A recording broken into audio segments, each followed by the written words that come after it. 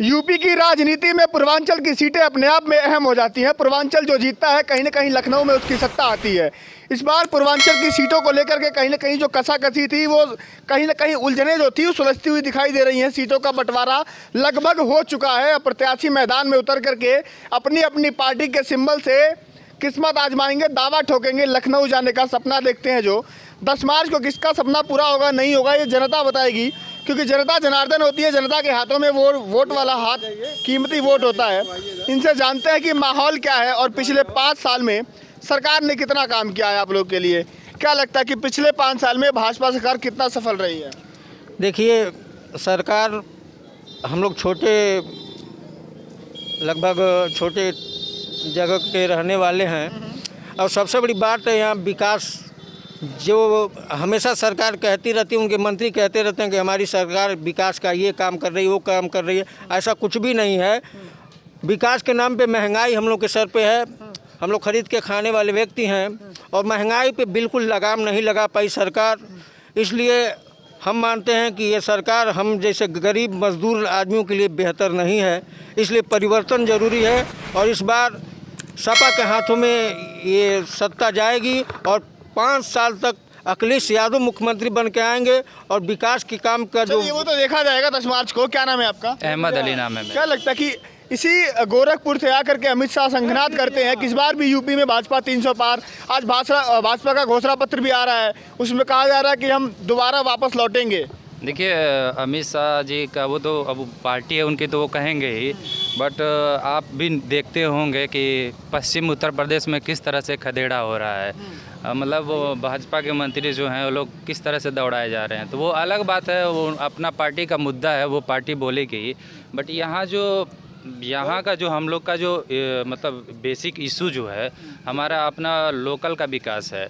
क्योंकि देखिए मतलब हमारा जो रामकोला जो विकास खंड है, आज से लगभग 25-30 साल पहले इस विकास खंड में 4 मिलें चलती थी, सरकारी मिलें। लेकिन आज की हालात चीनी का कटोरा कहा जाता था। हाँ, कुशीनगर, पूरा कुशीनगर चीनी का कटोरा कहा जाता था। बट हमारे रामकोला विधानसभा में 4 मिलें चलती थी। लेकिन आज का हालात देखिए, लक्ष्मी आपके 500 मीटर की दूरी पे आप जाएंगे तो कितना खंडहर है। आए दिन कई सालों से वहाँ धरना मुद्दा दिखाया भी है। हाँ, आप तो दिखाए भी हैं। बट अब एक गिना चुना एक प्राइवेट मिल पड़ा हुआ है, एक कप्तानगंज में। किसान खुश है कि नाराज है? बिल्कुल नाराज हैं, बिल्कुल नाराज हैं। आय दोगुनी हुई किसानों की। भैया आइए, इधर आइए महाराज, इधर आइए, कैमरे में आइए, इधर आइए। आय दोगुनी हो गई किसानों की। आगे आइए, कहाँ पीछे जा रहे हैं? आय दोगुनी हुई है नहीं हुई है? वो तो किसान भाई हैं, वो बताएंगे आपको, दिनेश सिंह जी। और क्या लगता है महंगाई वगैरह जो सरकार कितना कंट्रोल? महंगाई तो थोड़ा सा है महंगाई। हाँ, थोड़ा सा है। अगर विकास होगा देश में तो महंगाई थोड़ी सी बढ़ेगी। विकास गिनवाइए, उनको विकास दिखाई नहीं दे रहा है। विकास बैठा है। 1989 के बाद पहली बार से हमारे उत्तर प्रदेश का अगुआ पूर्वांचल से मिला है। ये पूर्वांचल के लिए गौरवपूर्ण बात है। रही बात सड़कें, आप देख लीजिए, पूर्वांचल एक्सप्रेसवे, एम्स, फर्टिलाइजर। कहते वो अखिलेश यादव का था, वो फीता काटने गए थे। नहीं, ऐसा कुछ नहीं है। कुशीनगर एयरपोर्ट पर भी विवाद चला था बहुत। नहीं, ऐसा कुछ नहीं। जो जमीन पे उतारा है मैं उसको मानूंगा। हाँ, उसको मानूंगा। क्या लगता है? जो एम्स जो आया है वो तो अखिलेश गवर्नमेंट ने जमीन अलॉट की थी। उनका कुशीनगर एयरपोर्ट, उनका तो कुशीनगर एयरपोर्ट है, वो मायावती का प्रोजेक्ट था। लेकिन बीजेपी का प्रोजेक्ट कौन सा है कुशीनगर में, वो तो बताएं। बीजेपी कैसे दावे कर रही है कि 350 सीट आ रही है इस बार भी यूपी में उसके? देखिए, हमारे ज़िले में जितना भी काम हुआ है समाजवादी पार्टी के तहत ही हुआ है। जैसे पडरौना जिला हुआ, जो चितौनी रेल बगहा पुल है, और भी जो तहसीलें हमारे यहाँ बनाई गई हैं, 2 तहसीलें बनाई गई हैं। जो भी विकास का बड़ी पुलें हैं वो समाजवादी पार्टी के तहत ही हुआ है। बिजली के घर बनाए गए हैं, हाटा में लगा है, वो समाजवादी पार्टी के तहत ही हुआ है। और आज तक कोई भी पार्टी, अभी जो वर्तमान में सत्ताधारी पार्टी है, हमारे ज़िले में कोई काम हमारे विधानसभा क्षेत्र के लिए नहीं हुआ है। पूर्वांचल में अगर काम नहीं हो तो कहीं ना कहीं ये योगी जी के लिए सोचने वाली बात हो जाएगी, क्योंकि योगी जी गोरखपुर से आते हैं, पूर्वांचल के रहने वाले हैं। हम लोगों को काफ़ी अपेक्षा थी उनसे कि इस बार जब हमारे घर का मुख्यमंत्री है तो पूर्वांचल के लिए जरूर कोई बड़ा काम होगा, लेकिन ऐसा कुछ भी नहीं हुआ। हम लोग के हाथ निराशा ही लगा। ममता बनर्जी आ चुकी है बंगाल से। अभी आपने बोला कि खेला होगा, कुछ बोला था पश्चिम से हो रहा है। तो बंगाल में जब चुनाव था तो खेला होगा, खदेड़ा होगा, बहुत नारा चला था। तो ममता बनर्जी आकर के अखिलेश यादव का साथ दे रही है। क्या लगता है कुछ बदलाव होगा? बहुत बदलाव होगा। जब ममता बनर्जी जब चुनाव में थी, सब लोग आप देख ही रहे थे, मीडिया में कितना हाइप था, इतना सीट ला रहे हैं, इतना सीट ला रहे हैं, बट वहाँ इतना अजीब खेला हुआ कि पूरा दुनिया देखा।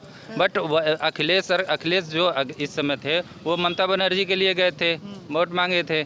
आज ममता बनर्जी उनके लिए आ रही हैं तो होगा ही। काम करेंगे ममता फैक्टर? बिल्कुल काम करेगी। ममता फैक्टर काम करेगा यूपी चुनाव में? काम तो अखिलेश करेंगे। आज के 5 साल पहले जो उन्होंने जो उन्होंने 100 नंबर चलवाए, 108 नंबर चलवाया, सब अखिलेश का ही प्रोजेक्ट है और उन्होंने काम अच्छा किया 5 साल में और उन्हीं को लाना है फिर इस चुनाव में। लेकिन बीजेपी भी तो कह रही है कि उन्होंने राशन दिया है, रोडें बनवाई है, महिलाएं सुरक्षित है, गुंडे खत्म हो गए, अपराधी खत्म हो गए, बुलडोजर चल रहे हैं अब। ये तो उनके कहने की बात है। हाँ, इसके पहले भी हम लोग संतुष्ट थे, आज भी हैं।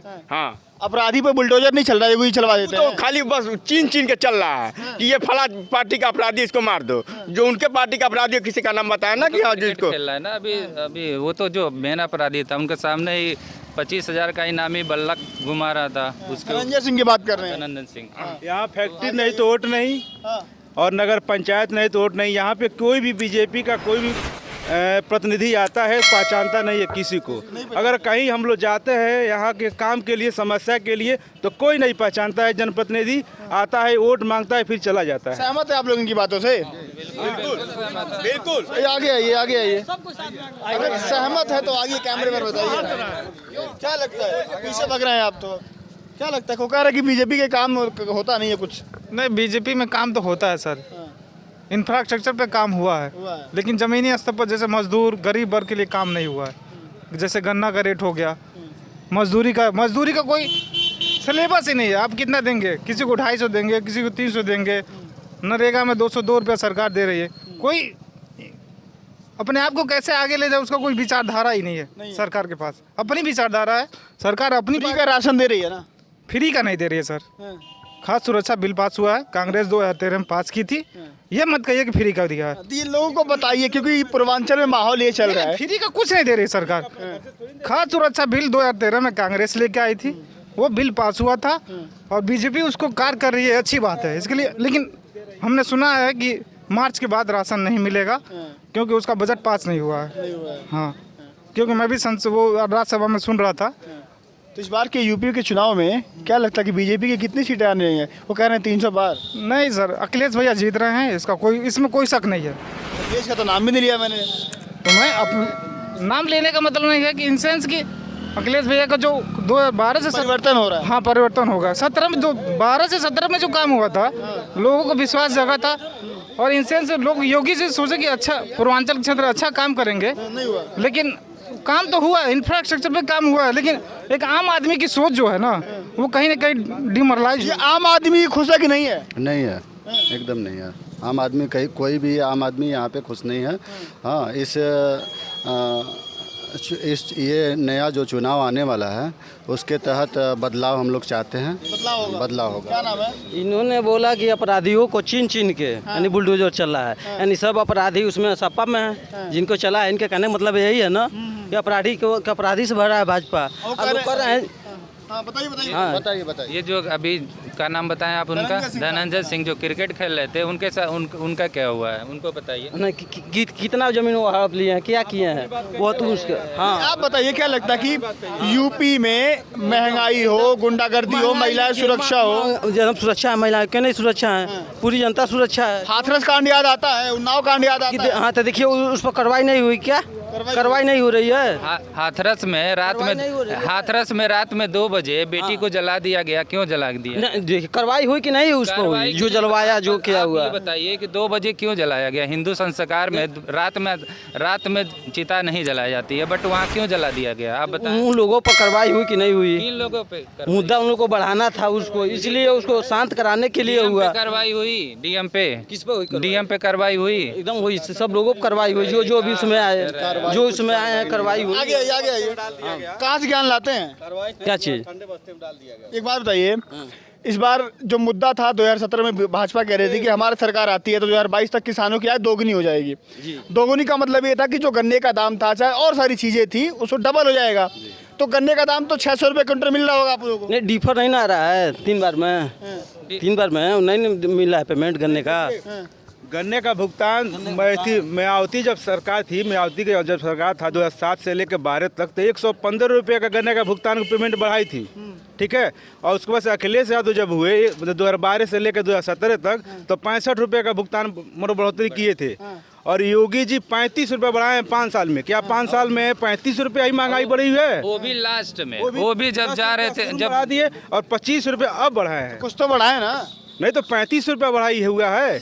डीजल आज कहाँ से कहाँ तक पहुँच गया, गैस सिलेंडर की कमाई बढ़ी, जो कमाएगा कोई महंगाई नहीं है, सब रोजगार मिल रहा है, मतलब बढ़िया। हम जो मेहनत करेगा मिलेगा नहीं, जो पढ़ेगा मिलेगा, जो घूमेगा उसको रोजगार कहाँ मिलेगा। इलाहाबाद में बच्चे लाठी खा रहे थे, क्यों? वो लाठी खा रहे हैं, वैसा काम किया खा रहे हैं, किसके साथ? भाई लाठी खाने वाला काम किए होंगे, बताओ। नहीं लाठी खाने वाला कोई अपना हक मांग रहा है, सुनिए, उसको लाठी दिया जा रहा है। ग्रुप डी का भर्ती आता है, नोटिफिकेशन आता है, एक एग्ज़ाम होगा, सुनिए एक एग्ज़ाम होगा, बट नोटिफिकेशन के बाद एग्ज़ाम हो जाता है, बच्चे आ जाते हैं, उसके बाद फिर से नोटिफिकेशन आता है कि एक और डबल एग्ज़ाम होगा। अब बच्चे का अब एक सीट पे 5 बच्चों को ले रहे हैं, ठीक है। अब बच्चों का डिमांड है कि अगर आप डबल एग्ज़ाम ले रहे हैं तो एक सीट पे 20 बच्चों का लीजिए। तो बच्चे अपना अधिकार के लिए लड़ रहे हैं, तो उनको हॉस्टल में घुस के मारा जा रहा है। अच्छा, लक्ष्मीगंज या रामकोला विधानसभा का कोई एक मुद्दा बताइए, मुद्दा क्लियर नहीं हुआ कि किस मुद्दे पर आप लोग वोट डालेंगे। मुद्दा तो विकास ही है। चीनी मिल नहीं बना है यहाँ पे, चीनी मिल बंद हुआ है, फैक्ट्री बंद हुई है बहुत सालों से, 14-15 सालों से बंद। यहाँ चीनी मिल बनवा, चीनी मिल।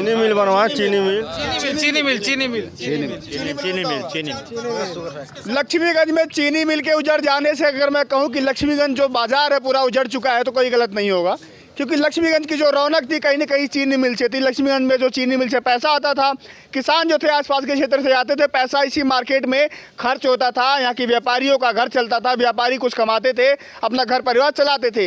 लेकिन लक्ष्मीगंज में जब चीनी मिल बंद हो गया तो यहाँ पर आना जाना बंद हो गया, आवाजाही बंद हो गई। लक्ष्मीगंज मेन रास्ते से कट करके पिछड़ गया है कहीं ना कहीं। आने वाले चुनाव में यहाँ के जो रामकोला विधानसभा है वहाँ से लक्ष्मीगंज पड़ता है, उसमें कहना यही है कि यहाँ के लोगों का कि अगर लक्ष्मीगंज का फैक्ट्री चालू होगा तो आप लोग वोट देंगे। देखिए, हम लोग चाहते हैं कि हमारे लक्ष्मीगंज का संपूर्ण विकास हो, और लक्ष्मीगंज का संपूर्ण विकास तभी होगा जब लक्ष्मीगंज चीनी मिल चलेगा। लक्ष्मीगंज के चीनी मिल बंद होने से हमारी लक्ष्मीगंज समाप्त हो चुकी है, क्योंकि हर गांव हर चौराहे पर आज दुकानें हो चुकी हैं। और लक्ष्मीगंज में लोग चीनी मिल चलता है तो सभी गाँव के लोग लक्ष्मीगंज में आते हैं, और पूरे लक्ष्मीगंज बाज़ार का विकास होता है, और पूरा विकास बंद हो चुका है। 2022 का चुनाव तय करेगा कि लक्ष्मीगंज की रौनक रहेगी या जाएगी, क्योंकि मुद्दा अगर बनेगा जो चीनी मिल है, तो चीनी मिल अगर चुनाव के पहले चालू होता है, कुछ आश्वासन मिलता है, कुछ लिखित आश्वासन मिलता है, तो कहीं ना कहीं आने वाले दिनों में लक्ष्मीगंज बाजार के लिए, लक्ष्मीगंज शहर के लिए बहुत बढ़िया बात होगी। अभी के लिए नमस्कार।